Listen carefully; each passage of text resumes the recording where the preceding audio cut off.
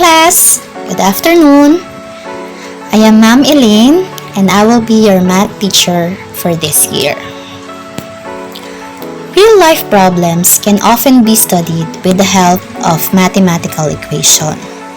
One such equation is the quadratic equation. What are these equations and where can we use them? Have you seen this? The McDonald's, San Francisco Bridge, the fountains, and another bridge? Those are examples of quadratic equation. Quadratic equations are actually used in everyday life, as when calculating areas of the basketball court in your barangay, determining a product's profit, sales, or formulating the speed of an object. So what is a quadratic equation? The word quadratic comes from the Latin word quadratum or quadratum, which means square. It is also called a second-degree polynomial equation, wherein the highest degree of the exponent of the variable is 2. Hence, we define a quadratic equation as an equation of the form ax squared plus bx plus c equals 0. This is the standard form of the quadratic equation, wherein a, b, and c are real numbers and a must not be equal to 0, because if a is equal to 0, this term would be 0 or none, and bx plus c equals 0 is an example of linear equation. That's why it is important that a must not be equal to 0. Is it clear? Okay. The given table shows example of quadratic equations and not quadratic equation. So under the column of quadratic equation or QE, we have x squared plus 3x minus 5 equals 0, 3x squared minus 9 equals 0, and 4x equals 3x squared plus 8. Column of not quadratic equation, we have x minus 10 equals 0, 2x cubed minus 3x equals 0, and x raised to 5 is equal to 4x minus 1. What makes the equation in the second column not quadratic? Again, to determine whether an equation is quadratic or not, look at the highest exponent of the variable. Ano ba yung variable? Ito po yung mga letters na nakikita po ninyo. Kagaya dito, x. Tingnan daw ang highest exponent. Kung ang exponent or kung ang highest exponent ay 2, therefore, it is a quadratic equation.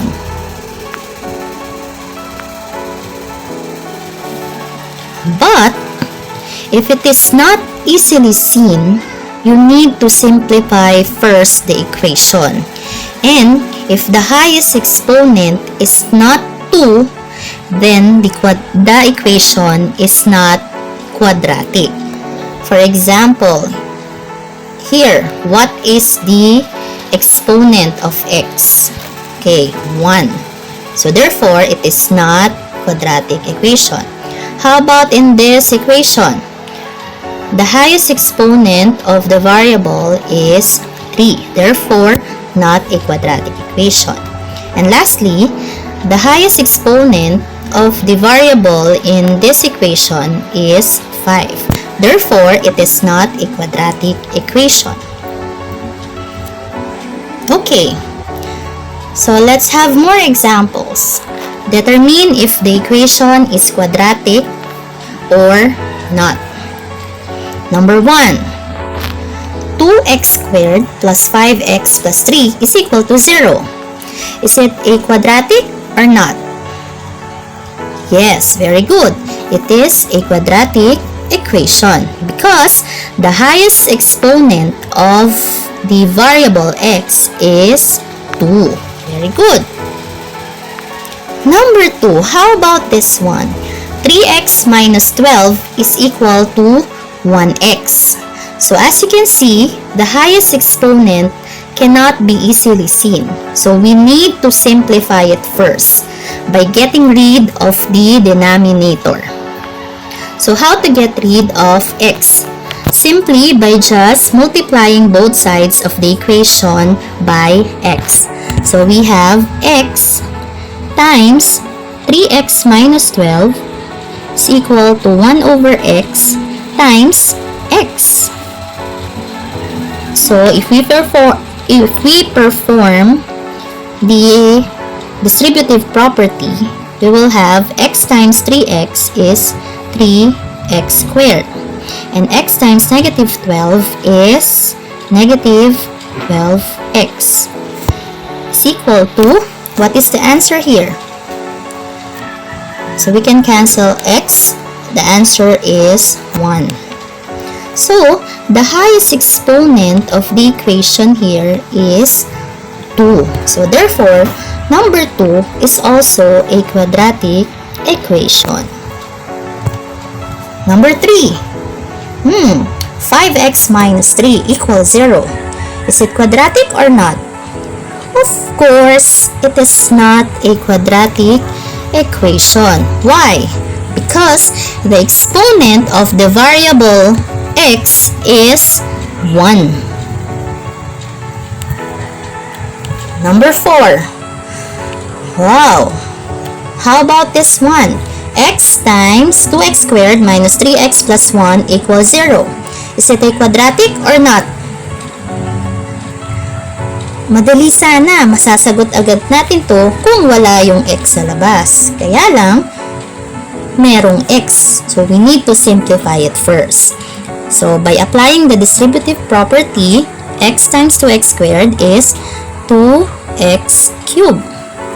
X times negative 3x, negative 3x squared.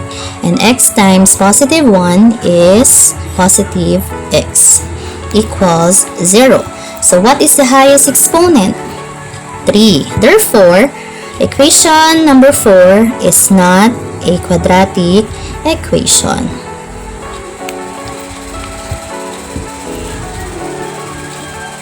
As we saw before, the standard form of a quadratic equation is ax squared plus bx plus c equals 0.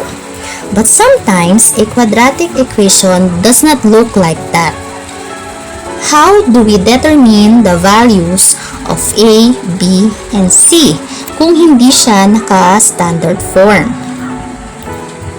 So let's have examples so that we can easily determine the values of a, b, and c in standard form. Number 1, x squared is equal to 3x minus 1. How can we know the values of a, b, and c? We just need to express this in the form of ax squared plus bx plus c equals 0. So, the right side of the equation will be moved to the left side of the equation. So, we have x squared. Kapag ililipat natin to, ipapalit tayo ng sign. So, x squared minus 3x, and then this one, plus 1 is equal to 0. So, as you can see, parehas na sila ng form nito doon sa standard form natin. So, what is the value of a now? Okay, very good. 1. B is negative 3 and C is 1. See? It's very simple. Next, number 2. How about this one? Na naka-disguise na quadratic equation. So, isi-simplify muna natin yan. Applying the distributive property, we have x times x is x squared, x times negative 1 is negative x, is equal to 3. Adding the additive inverse of 3 to both sides of the equation, so we will have minus 3 and then minus 3. So, the resulting equation will become x squared minus x minus 3 is equal to 0. So, what is the value of our a now? Correct, 1. How about b? Negative 1. And c is negative 3. Very good. Next example. How about this one? We distribute first 2 to the terms here at the parentheses. So, 2 times 3x is 6x. 2 times 5 is positive 10 equals x squared. So, now, yung x squared natin is nasa right side. So, ang gagawin natin, ililipat lang natin itong nasa left side dito. So, we will have x squared minus 6x minus 10 is equal to 0. Parehas lang siya nito. Nagkapalit lang ng pwesto. So, x squared minus 6x minus 10 is equal to 0. Parehas lang po yan. So, what is the value of our a? So, a is 1, b is negative 6, and c is negative 10. Okay. Last example. 3x squared minus 10 equals 5. So, this is very simple. All we need to do is to transpose 5 to the left side of the equation. So, 3x squared minus 10 minus 5 is equal to 0. So, we have 3x squared minus 15 is equal to 0. So, what is the value of a? 3. How about b? Since walang coefficient si x, so therefore b is 0. How about c? We have negative 15. Okay. So that's the end of my lesson. So let me find out if you understand our lesson. Let's have a quiz.